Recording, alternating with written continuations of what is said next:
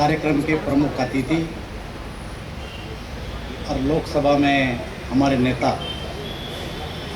माननीय संसदीय कार्य एवं संस्कृति राज्य मंत्री हमारे मित्र अर्जुन मेघवाल जी, उत्तर रेलवे के महाप्रबंधक Ashutosh Gangal ji, all India SC/ST railway employees association के राष्ट्रीय अध्यक्ष बेल भैरवा जी, संस्था के महासचिव अशोक कुमार जी, अन्य जोनल रेलवे से आए पदाधिकारी, देवियों और सज्जनों, सबसे पहले तो मैं आपसे माफ़ी मांगूंगा क्योंकि मुझे और मेघवाल जी को यहाँ आने में देरी हुई। और आप जानते हैं कि आज रेलवे की चर्चा पार्लियामेंट में हो रही है। आने का तो पक्का था, लेकिन आ सकते या नहीं ये मुझे ज़रा शंका थी। लेकिन मेघवाल जी ने मुझे वहाँ से छुट्टी दिलाई।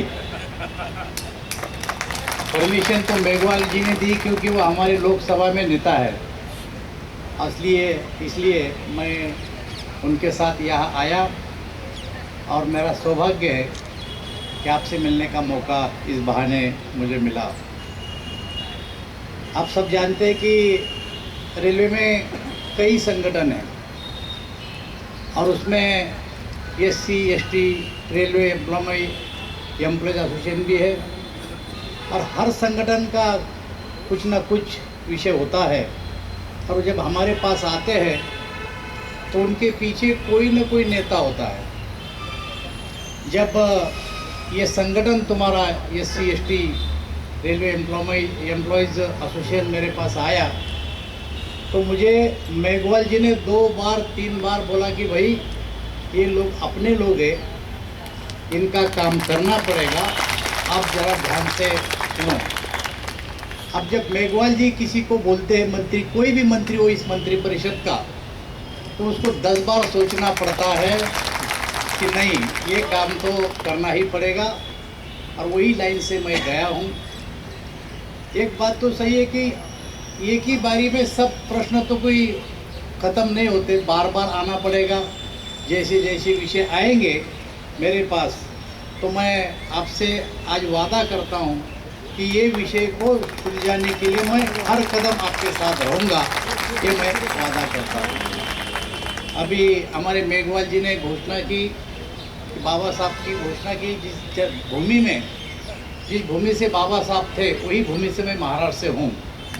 और मैं बाबा साहब के जो समर्थक हैं उन सभी को मैं हमेशा जानता हूँ, सभी में हमेशा मेरा जाना आना भी है। उनके प्रश्न जो होते हैं केवल रेलवे में नहीं तो हर ऑफिस में ये संगठन बना हुआ है और उनके प्रश्न होते हैं, उनको छोड़ने में छूटने में मैं हमेशा आगे रहता हूँ। तो मुझे ऐसा लगता है कि रेलवे के बारे में मैं आपको बोलना चाहूँगा कि रेल में आजकल कई तरह के प्रगति हो रही है। जब महाराष्ट्र से मैं आता हूँ, इस बार रेलवे में मोदी जी ने बजट भी ज़्यादा दिया है, प्रगति भी होने वाली है। 400 वंदे भारत ट्रेन इस बार हम देश में चलाने वाले हैं।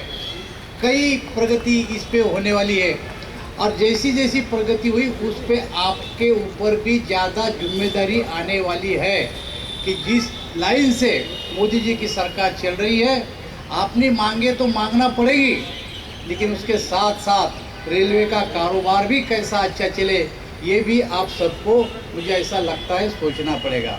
अब बाबा साहब के रास्ते पे चलने वाले, इसलिए मैं बोलता हूँ कि बाबा साहब का सपना कौन पूरा करेगा? बाबा साहब का सपना केवल मोदी साहब ही पूरा कर सकते हैं। ये वोटों की राजनीति नहीं है। मैं महाराष्ट्र से आता हूँ। बाबा साहब अम्बेडकर जब हमारे भंडारा में लोकसभा में खड़े रहे थे लोकसभा के लिए, तो उस समय कुछ हमारे विरोधियों ने, मतलब कांग्रेस वालों ने, उनके खिलाफ कैंडिडेट खड़ा किया और बाय इलेक्शन में देश का प्रधानमंत्री कभी चुनाव के प्रचार में नहीं आता, बाय इलेक्शन में, इलेक्शन में आता है, बाय इलेक्शन में नहीं आता है। उस समय में पंडित जवाहरलाल नेहरू भंडारा में इनके खिलाफ में प्रचार के लिए आए और बाबा साहब का पराभव भंडारा से किया, महाराष्ट्र से। अब ये वोटों की राजनीति है। उसके बाद दादर में बाबा साहब फिर से खड़े रहे, फिर उनके खिलाफ में कैंडिडेट दिया और वहाँ से बाबा साहब को लोकसभा में फिर से हराया, 2 बार बाबा साहब को हराया। और आज की तारीख में बाबा साहब का नाम लेके वोट मांगने की राजनीति कुछ पार्टियां कर रही है, लेकिन हम वोटों के लिए नहीं, हम तो बाबा साहब का जो सपना था, जो दलित, जो पिछड़े, जो लोग थे, वो कैसे ऊपर आएंगे, उनका रिजर्वेशन कैसा रहेगा, ये काम हम करने जा रहे हैं। लेकिन मोदी जी की सरकार में अफवाह फैलाने का काम कुछ राजनीतिक पक्ष कर रहे हैं, जो मैंने अभी सुना और आज चर्चा चल रही लोकसभा में भी सुना कि रेलवे का प्राइवेटाइजेशन हो रहा है। मैं तुमको आश्वासन देता हूँ, हमारे मंत्री जी की ओर से, हमारे प्रधानमंत्री जी की ओर से, मेघवाल जी की ओर से, रेलवे का प्राइवेटाइजेशन नहीं होगा, नहीं होगा।